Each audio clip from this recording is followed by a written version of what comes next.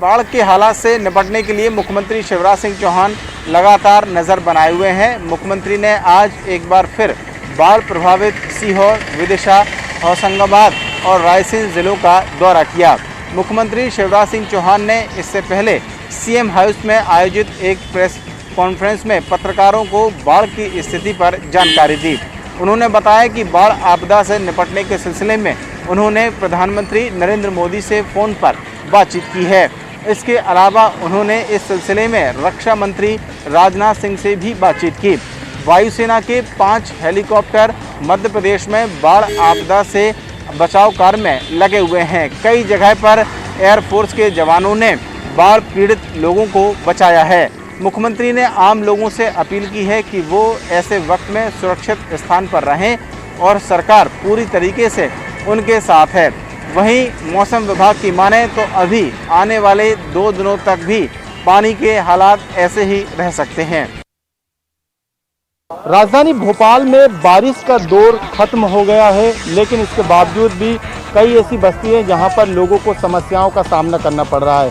कोलार की दामखेड़ा जो बस्ती है वहां पर लगातार लोग परेशान हो रहे हैं। हालांकि जो कलियासोत नदी है उसका जो पानी है वो कम हुआ है, लेकिन कई जो नुकसान है यहाँ पर देखा जा सकता है। जो बस्तियाँ थी वो पानी में बह गई हैं, घरों में पानी घुस गया है। लोग अब घरों में जो सामान रखा था, क्योंकि जब पानी भराया था उस दौरान ताले लगा दिए गए थे, अब ताले खोलकर लोग जो सामान है उस सामान को यहाँ से ले जाने का काम कर रहे हैं और दूसरी जगह उन्होंने किराए का मकान लिया है। तो प्रशासन के अधिकारी आए थे, कलेक्टर खुद यहाँ पर दौरा करने आए थे, उन्होंने निरीक्षण किया, लोगों से बातचीत की, लेकिन अभी तक लोगों का ये कहना है कि यहाँ पर जो उन्हें राहत मिलनी चाहिए थी वो राहत यहाँ पर लोगों को नहीं मिल पा रही है। उनके लिए कोई भी राहत शिविर नहीं बनाए गए। हालांकि कहा गया है कि राहत शिविर बनाए गए हैं सरकारी बिल्डिंगों में, लेकिन वहाँ पर ले जाने की कोई व्यवस्था नहीं की गई है। घरों के अंदर जो पानी था उसकी वजह से सामान लोगों का खराब हो गया, अनाज खराब हो गया है, उनके कपड़े खराब हो गए। लोग यहाँ पर लगातार इस बाढ़ के थमने के बाद परेशान हो रहे हैं। हालांकि 31 अगस्त तक चेतावनी दी गई है। राजधानी भोपाल में जो सिस्टम की वजह से जो पानी की बारिश लगातार हो रही थी वो सिस्टम अब पश्चिमी मध्य प्रदेश के इलाकों में शिफ्ट हो रहा है और ऐसे में राजधानी भोपाल में धूप जरूर निकल आई है, लेकिन राहत जो लोगों को मिलनी चाहिए, जो निचली बस्ती के जो लोग थे उनको राहत मिलनी चाहिए थी, वो राहत लोगों को नहीं मिल पाई है। लगातार हो रही बारिश से राजधानी भोपाल के तमाम डैम और नदियां उफान पर हैं। कलियासोत डैम का आप ये हाल देखिए कि 7 गेट खुले हैं और पानी पूरी ताकत के साथ आगे बह रहा है और लगातार बारिश हुई है उससे राजधानी भोपाल के तमाम नदी और डैम लबालब हैं। अगर बात करें तो कोलार और साथ ही केरवा डैम भी इसी उफान के साथ बह रहे हैं। लगातार प्रशासन भी अलर्ट पर है और गोताखोर और रेस्क्यू को भी रवाना किया गया है। इसके अलावा अगर बात करें तो मुख्यमंत्री शिवराज सिंह चौहान भी लगातार इन सारे हालातों पर नजर रखे हुए हैं, हवाई दौरा कर रहे हैं और इन सारी चीज़ों को लेकर बाढ़ग्रस्त इलाकों पर हवाई दौरे के जरिए सेना को भी बुलाई जा रही है। साथ ही पूरी नज़र रखी जा रही है, हेलीकॉप्टर से रेस्क्यू किया जा रहा है ताकि लोगों को सुरक्षित स्थान पर निकाला जाए। इसके अलावा जो बस्तियां हैं, जो निचली बस्तियां, उन्हें खाली करा दिया गया है और राहत सामग्री उन्हें पहुंचाई जा रही है। तो देख रहे हैं न्यूज़ 18 भी इस तरह से अपील करता है कि इस गहरे पानी से दूरी बनाए रखें और अपने आप को सुरक्षित रखें, साथ ही पानी के बहाव से अपने और अपने परिवार को बचाकर रखें। उज्जैन में एक हफ्ते बाद लगातार बारिश का दौर एक बार फिर शुरू हो चुका है और बीती रात तकरीबन 24 घंटे से लगातार ये बारिश यहाँ पर दिखाई दे रही है, जिसके बाद उज्जैन के आसपास के इलाकों में हो रही बारिश के चलते उज्जैन का रामघाट सहित कई निचले इलाकों में यहाँ पर पानी और जल का भराव देखने को मिला है। फिलहाल जो है उज्जैन के रामघाट पर अगर की बात की जाए तो बड़े पुल से तकरीबन 2 फीट नीचे पानी यहाँ पर बह रहा है और उसके अलावा रामघाट पर जितने भी मंदिर है वो पूरे जलमग्न दिखाई दे रहे हैं। इसके अलावा अगर बात की जाए यहाँ पर निचले इलाकों की तो लगातार बारिश के कारण निचले इलाकों में भी लगातार जो है जलमग्न हो रहा है और उसमें प्रशासन की चिंताएं जरूर बढ़ा दी है। फिलहाल बारिश का दौर जारी है और मौसम विभाग ने साफ तौर पर कहा है कि अगले 12 घंटे और जो है बारिश यहाँ पर उज्जैन के आसपास के इलाकों में तेज हो सकती है। सीहोर जिले में इस समय बाढ़ की विभीषिका का तांडव इस समय चल रहा है। न केवल सीहोर जिले की प्रमुख प्रभावित होने वाली नर्मदा नदी, अभी तो सारी ही नदियां इस समय लबालब भरी हुई है और स्थिति है कि नर्मदा में प्रवाहित जल के स्तर बढ़ने से लगभग 12 गांव पूरी तरह जलमग्न हो चुके हैं, जिन्हें एनडीआरएफ टीम ने रेस्क्यू कर सुरक्षित स्थान पर पहुंचाया है। कोरोना महामारी से संकट में चल रही जनता इस समय बाढ़ की विभीषिका से दोहरी मार से ग्रस्त दिखाई दे रही है।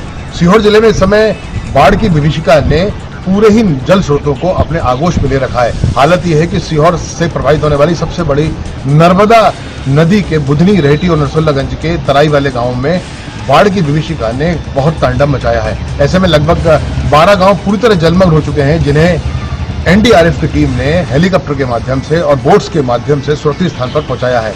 ऐसे में जो एनडीआरएफ की टीम है वो लगातार प्रयास कर रही है और जो फंसे हुए क्षेत्र के ग्रामीण हैं उनको निकालकर सुरक्षित स्थानों पर पहुंचाया गया है। इस समय सीहोर जिले में लगभग 100 गांव ऐसे हैं जिनका सड़क से संपर्क कट चुका है और सभी लोग आसमान से बरसती इस आफत से त्राही त्राही कर रहे हैं। सब भगवान से यही प्रार्थना कर रहे हैं कि कोरोना महामारी के चलते आसमान से आफत बरसना बंद हो, ताकि इस बाढ़ से जनता को निजात मिल सके।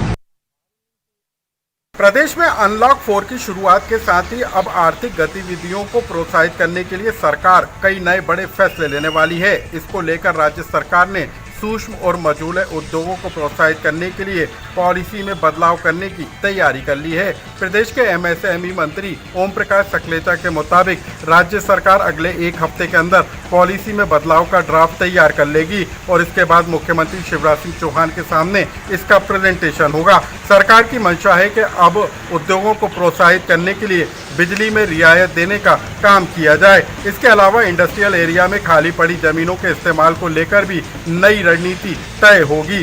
साथ ही बैंक लैंड को इस्तेमाल करने के लिए भी सरकार पॉलिसी में कई बड़े बदलाव करेगी। वहीं दूसरी तरफ कांग्रेस ने भी राज्य सरकार पर निशाना साधा है। कांग्रेस ने मांग की है कि सरकार को ये बताना चाहिए कि कोरोना संकट काल और बीते 5 महीने में प्रदेश के छोटे उद्योगों में कितना असर पड़ा है, कितने लोग बेरोजगार हुए हैं और कितने इंडस्ट्रियल एरिया बर्बाद हो गए हैं। दरअसल प्रदेश में बीते 5 महीनों में कोरोना संकट काल को लेकर सबसे ज्यादा असर छोटे उद्योगों पर पड़ा है और यही कारण है कि सरकार अब छोटे और मझोले उद्योगों पर फोकस कर उन उद्योगों को प्रोत्साहित करने की तैयारी में है, जिसके जरिए रोजगार के अवसर मुहैया हो सकते हैं।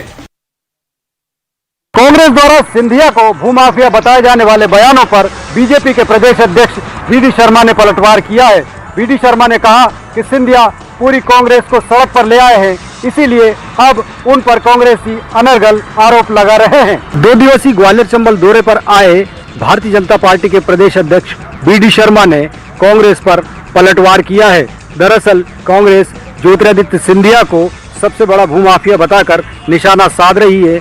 इस पर पलटवार करते हुए प्रदेश अध्यक्ष वी.डी. शर्मा ने कहा कि दरअसल ज्योतिरादित्य सिंधिया कमलनाथ और कांग्रेस सरकार को सड़क पर ले आए हैं। यही वजह है कि इस तरह के अनर्गल आरोप कांग्रेस की तरह लगाए जा रहे हैं। साथ ही वी.डी. शर्मा ने यह भी कहा कि कमलनाथ सरकार के मंत्री सज्जन सिंह वर्मा और पूर्व मुख्यमंत्री दिग्विजय सिंह की भी इंदौर में कई संपत्तियों में मिली भगत रही, लेकिन कमलनाथ सरकार ने इन पर कार्रवाई करने की बजाय मामला सेटल कर दिया। लेकिन अब भारतीय जनता पार्टी की सरकार इन पर जांच कर रही है। साथ ही वी.डी. शर्मा ने यह भी चैलेंज दिया कि कमलनाथ जी, आपकी भूमिका की भी जांच जल्द की जाएगी, उसके बाद कार्रवाई भी होगी। आपको बता दें कि ग्वालियर चंबल अंचल में 16 विधानसभा सीटों पर उपचुनाव होने वाला है। इसको लेकर भारतीय जनता पार्टी और कांग्रेस के बीच लगातार भूमाफिया को लेकर सियासत गरमा रही है। ग्वालियर चंबल अंचल में कांग्रेस के सामने सबसे बड़ी चुनौती बीजेपी नहीं, ज्योतिरादित्य सिंधिया है। यही वजह है कि कांग्रेस लगातार सिंधिया पर निशाने साध रही है और बीजेपी उनको प्रोटेक्ट कर रही है। प्रदेश में रविवार को पूर्ण लॉकडाउन के आदेश हैं, बावजूद इसके आप देख सकते हैं आर्थिक राजधानी में लॉकडाउन का कैसा माहौल उड़ाया जा रहा है। ये देखिए, आप ठेले यहाँ पर लगे हुए हैं और जो बिना मास्क के ये लोग यहाँ सब्जियाँ, फल और ये नारियल पानी बेच रहे हैं और लोग इनसे खरीद भी रहे हैं। और दूसरी ओर आप देखिए जो बच्चे हैं ये भी यहाँ पर क्रिकेट खेल रहे हैं। ये जंजीर वाला स्क्वायर है, मुख्य चौराहा है इंदौर का, आर्थिक राजधानी का, लेकिन यहाँ पर किसी तरह का कोई कोरोना प्रोटोकॉल का पालन नहीं किया जा रहा है। इंदौर कोरोना को लेके हॉट स्पॉट बना हुआ है। पिछले 24 घंटे में 265 नए पॉजिटिव मरीज सामने आए हैं। लगातार एक्टिव मरीजों की संख्या बढ़ती जा रही है, रोज़ मौतें हो रही हैं। पिछले 2 दिनों से 5-5 मौतें कोरोना की वजह से हो चुकी हैं। ऐसे में लोगों को ज़्यादा एहतियात बरतने की ज़रूरत है, लेकिन लोग मानने को तैयार नहीं है। कलेक्टर मनीष सिंह ने आदेश भी जारी किया है कि जो लोग मास्क नहीं पहनेंगे या मास्क नीचे करके बातचीत करेंगे उन पर 200 रुपये का स्पॉट फाइन किया जाएगा। बावजूद इसके ना तो लोग मास्क लगा रहे हैं, ना ही इन नियमों का पालन कर रहे हैं। ऐसे में कोरोना का संक्रमण और बढ़ने की उम्मीद जताई जा रही है और लोगों से अब यही अपील की जा रही है कि वो लोग कोरोना के प्रोटोकॉल का पालन करें, जिससे कि इंदौर में इसके संक्रमण को कम किया जा सके। नॉन मोटराइज्ड ट्रांसपोर्टेशन को बढ़ावा देने के लिए 2019 में एक बड़ी योजना लागू की गई थी, साइकिल शेयरिंग योजना। इस योजना को 1 साल भी नहीं हुए थे कि लोगों की लापरवाही के कारण इसे बंद करना पड़ा। बहरहाल एक बार फिर यह योजना सिर उठा रही है और नगर निगम स्मार्ट सिटी के साथ मिलकर इसे फिर से शुरू करने की तैयारी में है। लोगों की सेहत और पर्यावरण संरक्षण की दिशा में करीब 6 करोड़ रुपए की लागत वाला स्मार्ट सिटी प्राइवेट लिमिटेड का यह प्रयास काफ़ी सराहनीय एवं भविष्य के लिए उपयोगी था। पीपीपी मॉडल पर शुरू हुई साइकिल शेयरिंग योजना को अमल में लाने के लिए शहर की प्रमुख सड़कों पर बाकायदा साइकिल ट्रैक बनाए गए। इसके साथ ही करीब 50 साइकिल स्टेशन बनाए गए और अत्याधुनिक तकनीक वाले जीपीएस सिस्टम से लैस साइकिलों को लोगों के उपयोग के लिए इन स्टेशंस पर उपलब्ध कराया गया। लेकिन इसे दुर्भाग्य ही कहा जाएगा कि शहरवासियों ने इस सुविधा का दुरुपयोग किया। साइकिल स्टेशंस पर रखी गई साइकिलें चोरी होने लगीं तो कहीं उनमें तोड़फोड़ होने लगी। इसके बाद प्राइवेट कंपनियों ने इस प्रोजेक्ट से अपने हाथ खींच लिए और साइकिलें वापस नगर निगम में रख दी गईं। इसके बाद जो साइकिल स्टेशंस बनाए गए थे उनमें हालत बेहद ख़राब हो चुकी है। बहरहाल एक बार फिर जब यह प्रोजेक्ट तैयार हो रहा है और करोड़ों रुपए की इसमें लागत लगाने की तैयारी है, ऐसे में शहरवासियों की ये जिम्मेदारी बन जाती है कि इस बार अपनी सेहत और पर्यावरण की सेहत के लिए इस प्रोजेक्ट को प्रशासन का सहयोग करें। मौजूद हैं होशंगाबाद के मालाखेड़ी गांव में, जहां लगातार एनडीआरएफ की टीम द्वारा बाढ़ प्रभावित लोगों को रेस्क्यू कर निकाला जा रहा है। मेरे पीछे आप जो देखेंगे ये पूरा एरिया मालाखेड़ी घानागढ़ का क्षेत्र है, जहां तकरीबन पूरे एरिया में पानी भरा हुआ है और लोगों को रेस्क्यू कर निकाला जा रहा है। आपको लोग देखेंगे जो पानी ले जा रहे हैं, बाढ़ का पानी इस एरिया में भरने के बाद जिन लोगों के घर सुरक्षित बच गए हैं, अब उनकी प्राथमिकता है कि कैसे करके यह सब सामग्री जो बच गई है उसे सुरक्षित ले जाया जाए। ऐसे में खासतौर पर जो हालात बिगड़े हैं उन हालातों की यदि बात की जाए तो अब लोगों को पीने के पानी की साथ ही भोजन की व्यवस्था नगर पालिका और अन्य संस्थाओं द्वारा की जा रही है। जिला प्रशासन ऐसे लोगों को सुविधाएं मुहैया करा रहा है। इसके अलावा यदि बात की जाए इस पूरे क्षेत्र की तो तकरीबन 150 लोग फंसे हुए थे और उन लोगों को निकालने की कोशिश की जा रही है। 20 लोगों को निकाल लिया गया है इस स्पॉट से। साथ ही जो दूसरा स्पॉट है वहाँ से एनडीआरएफ ने 50 लोगों को रेस्क्यू कर निकाला है। यहाँ पर प्रशासन द्वारा व्यवस्थाएं की गई हैं। नगर पालिका का वाटर टैंक यहाँ पर भिजवाया गया है। लोगों को पानी सुविधा मुहैया कराने के लिए लोग बड़ी संख्या में लगातार पहुँच रहे हैं, आप देखेंगे। उसके अलावा प्रशासन की टीम भोजन पैकेट और अन्य जो सुविधाएं इन लोगों को दी जा सकती है ऐसे हालातों में वह भी उपलब्ध कराने की कोशिश कर रही है। फिलहाल बारिश थमी है, बाढ़ का पानी भी जो है वो कम हो रहा है, लेकिन अब भी हालात नाजुक हैं। ऐसे में इन लोगों को शीघ्र ऐसे स्थानों पर भिजवाने की प्रशासन कोशिश कर रहा है, जिससे आगे हालात बिगड़ने पर इन लोगों को किसी प्रकार की असुविधा ना हो।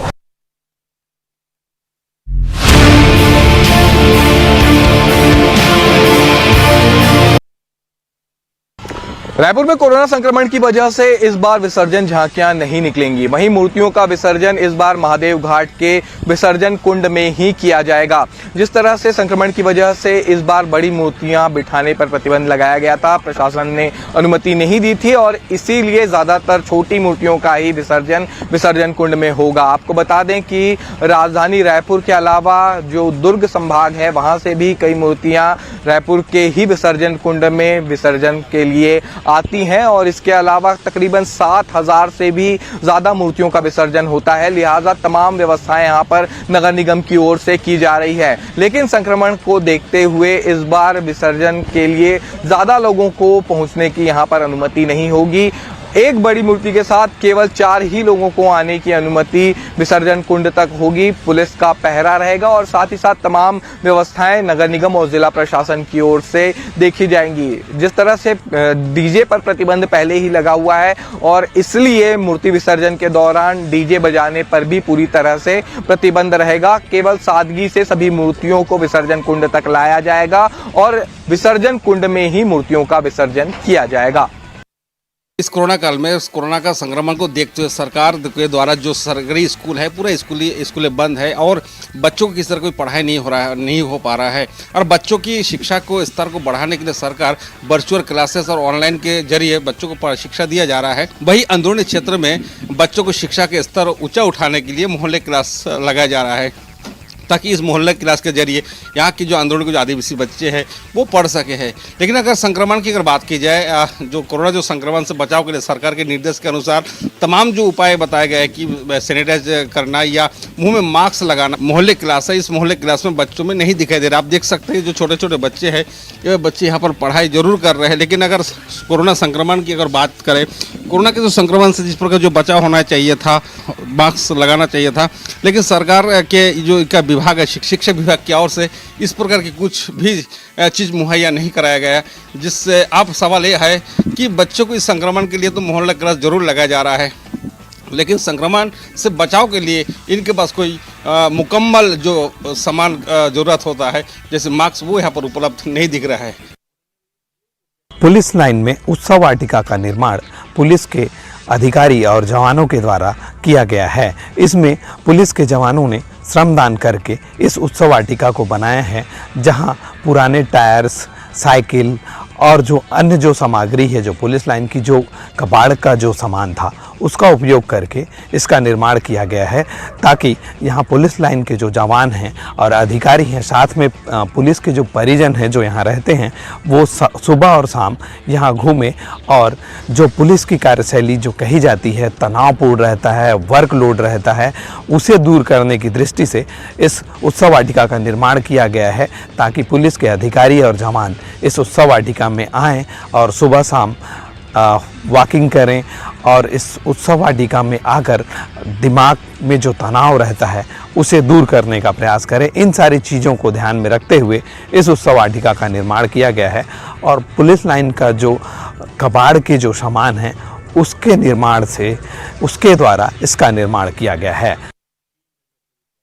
मुंगेली जिले में बारिश आफत की बारिश साबित हुई है और बाढ़ जो है कहर बनकर लोगों पर बरपा है और यही कारण है कि 6 लोगों की जान इस बाढ़ के पानी में गई है। वहीं सैकड़ों मकान जमींदोज हुए हैं। इसके साथ साथ हजारों लोग बाढ़ के पानी में प्रभावित हुए हैं। उसके बावजूद भी लापरवाही की जो तस्वीरें हैं वो निकल कर सामने आ रही है। हालांकि बाढ़ का पानी कम हुआ है, लेकिन अभी भी कई छोटे पुल पुलिये हैं जिनके ऊपर से पानी बह रहा है। उसके बावजूद लोग और कुछ युवक जो है नदी नालों में छलांग लगाते दिखाई दे रहे हैं और मस्ती करते दिखाई दे रहे हैं। वहीं कई लोग डैम और इन पानी के किनारे जाकर सेल्फी लेने के लिए भी पानी में उतर रहे हैं, जो कि जानलेवा साबित हो सकता है।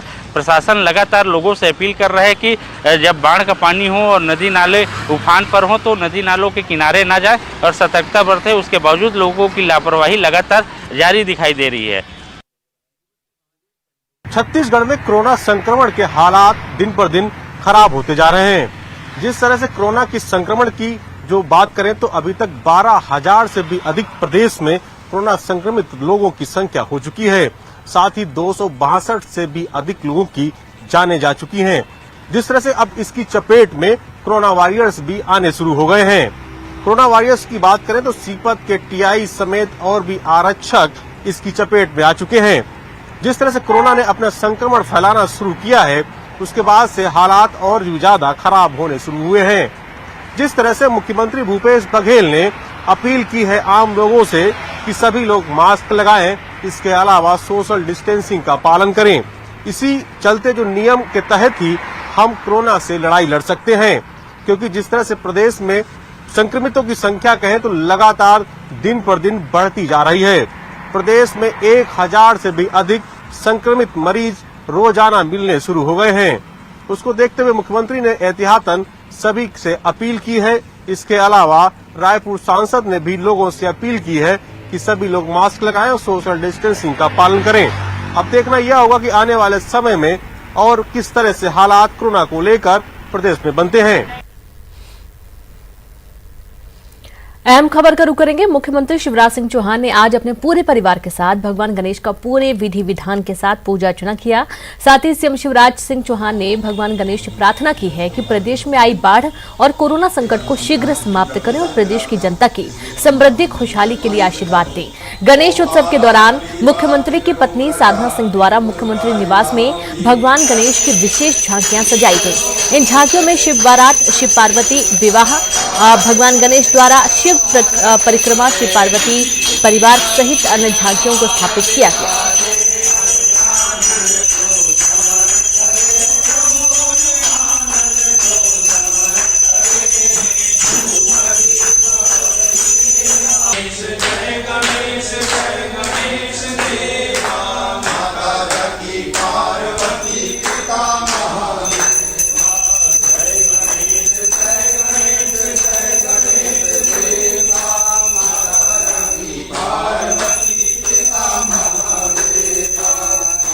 तो देखिए आप ये तस्वीरें जहां पर सीएम शिवराज ने गणेश पूजा की, उनका पूरा परिवार इस दौरान मौजूद है। मां और बेटा कार्तिकेय भी यहां पर आप देख पा रहे होंगे और झांकियां भी इस दौरान रखी गई।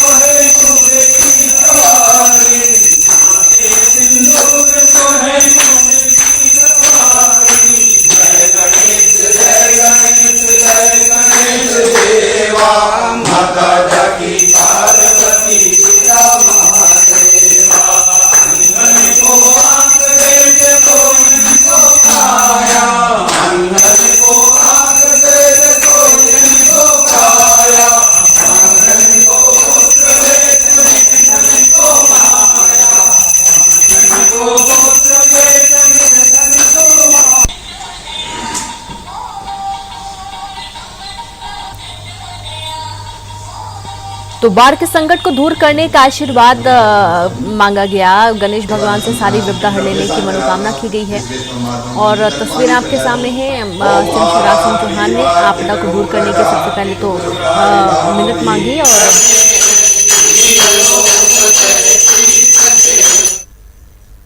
मुख्यमंत्री शिवराज सिंह चौहान आज हेलीकॉप्टर से विदिशा के गणेश मंदिर पहुंचे।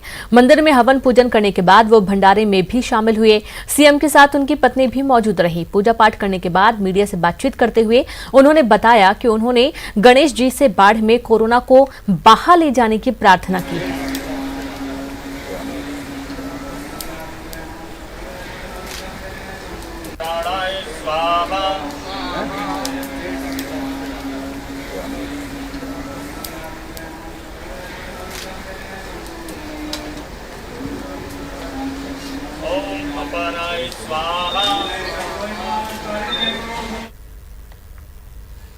तो वहीं भोपाल से खबर। मुख्यमंत्री शिवराज सिंह चौहान वल्लभ भवन पहुंचे। बाढ़ग्रस्त क्षेत्रों का उन्होंने दौरा किया और वल्लभ भवन कुछ देर में स्वास्थ्य मंत्री, पीएचई मंत्री, राजस्व मंत्री, नगरीय विकास मंत्री और साथ ही संबंधित मंत्रालय के पीएस, एसीएस के साथ करेंगे चर्चा।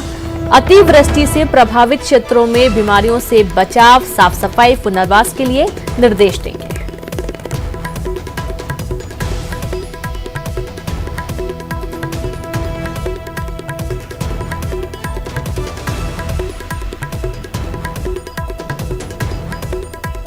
तो बाढ़ के बाद बीमारियों से बचाव पर चर्चा होगी। आज वल्लभ भवन में अहम बैठक, जहां सीएम शिवराज सिंह चौहान वल्लभ भवन पहुंच चुके हैं और कुछ ही देर में तमाम विभागों के मंत्री भी पहुंचेंगे, जिनसे राहत बचाव कार्य के लिए बाढ़ग्रस्त क्षेत्रों का दौरा करके सीधे वल्लभ भवन पहुंचे मुख्यमंत्री। किस तरीके से काम किए जाने, इसको लेकर समीक्षा की जाएगी।